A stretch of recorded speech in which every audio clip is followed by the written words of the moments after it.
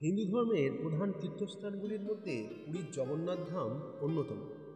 পুরীতে এসেছেন কিন্তু প্রভুর দর্শন করেননি এমন মানুষ খুঁজে পাওয়াই দুষ্কর। দেশ বিদেশ থেকে প্রতিদিন প্রতি মুহূর্তে অসংখ্য ভক্তের সমাগম ঘটে এই পুণ্যভূম শ্রীক্ষেত্রে। কিন্তু আপনি কি কখনো ভেবে দেখেছেন কেন জগন্নাথ মহাপ্রভুর হাত নেই? কেনই বা তার চোখগুলি এত বড় বড়? কেনই বা এই রূপেই জগন্নাথ, বলরাম ও সুভদ্রাকে পুজো করা হয়? এই সব কিছুই জানব আজকের ভিডিওতে। তবে তার আগে আপনাদের কাছে অনুরোধ, যদি প্রভু জগন্নাথের প্রতি আপনাদের এতটুকু শ্রদ্ধা থেকে থাকে তাহলে সবার আগে কমেন্টে জয় জগন্নাথ মহাপ্রভু লিখুন এবং সম্পূর্ণ ভিডিওটি মনোযোগ সহকারে দেখুন। শুধুমাত্র একজন ঈশ্বরই নয়, জগন্নাথ দেব আমাদের ভক্তির গভীরতাকে চিরদিনের মতো রূপ দিয়েছে।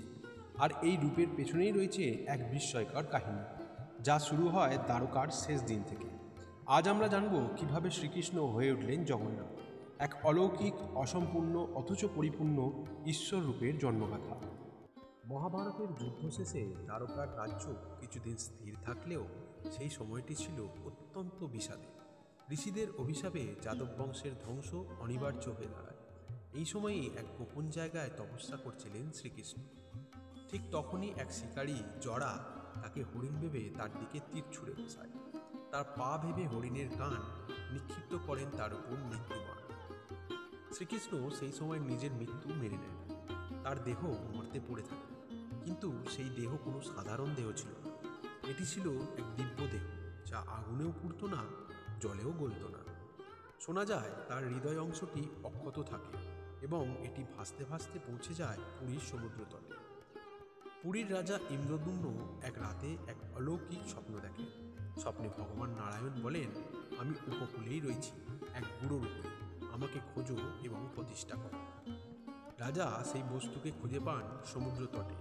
তা ছিল এক উজ্জ্বল কাষ্ঠখণ্ড, যা না ভাসে না ডোবে। ঋষি নারদের কথায় রাজা বুঝতেই পারেন এই কাষ্ঠখণ্ডে কৃষ্ণদেহের অংশ এবং এতেই ভগবান বিরাজ করছেন। রাজা সিদ্ধান্ত নেন এই কাঠ দিয়ে এই দেবী মূর্তি গঠন করা হবে। সেই মতো বিশ্বকর্মাকেও আহ্বান করা হয়।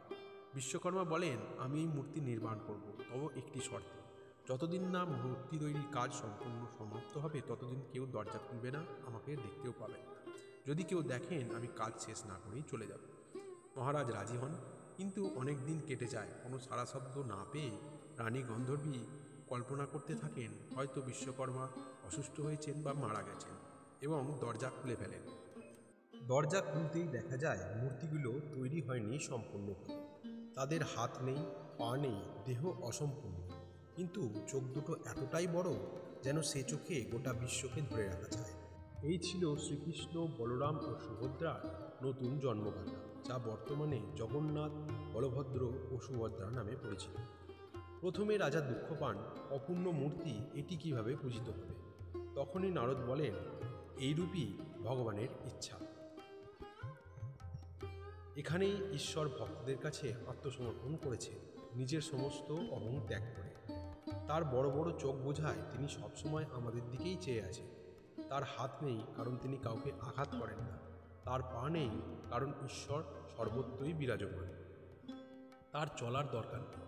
এই রূপ হলো এক সার্বজনীন ঈশ্বর রূপ, যেখানে জাত নেই, বর্ণ নেই, রূপ নেই, শুধু প্রেম আর ভক্তি। জগন্নাথদেব বছরে একবার ভক্তদের মাঝে বেরিয়ে আসেন রথে চড়ে। এই রথযাত্রা কেবল উৎসব নয়, এক বিশাল আধ্যাত্মিক বার্তা। ভক্ত যদি না আসে তবে ঈশ্বর নিজেই চলেন ভক্তের ঘরে। মন্দিরে প্রতি 12 বছরে একবার জগন্নাথ দেবের কাঠের দেহ পাল্টানো হয়, যাকে বলে নবকলেবর। কিন্তু হৃদয়, শোনা যায় সেই মূল হৃদয়খণ্ড আজও রয়ে গেছে, যা ছিল শ্রীকৃষ্ণের অন্তিম সময়ের স্মারক। কেউ কখনো সেটি দেখেন না, কেউ জানেনও না তার রূপ কেমন। শুধু বলা হয়, যদি কখনো কেউ সেটা দেখে ফেলেন সে আর জীবিত থাকেন না। এতটাই গোপন, এতটাই পবিত্র সে হৃদয়। জগন্নাথ দেব শুধু এক মূর্তি নয়, তিনি এক দর্শন, এক অপূর্ণ রূপ, যার মধ্যে লুকিয়ে আছে পূর্ণ ঈশ্বরত্ব। এক রহস্যময় চোখ, যেটা আপনাকে চুপচাপ বলে, ভক্ত, আমি সব জানি, সব দেখি, এবং আমি সবসময় তোমার সঙ্গেই আছি। আশা করি আজকের আলোচনা আপনাদের ভালো লেগেছে। যদি ভালো লাগে অবশ্যই শেয়ার করবেন।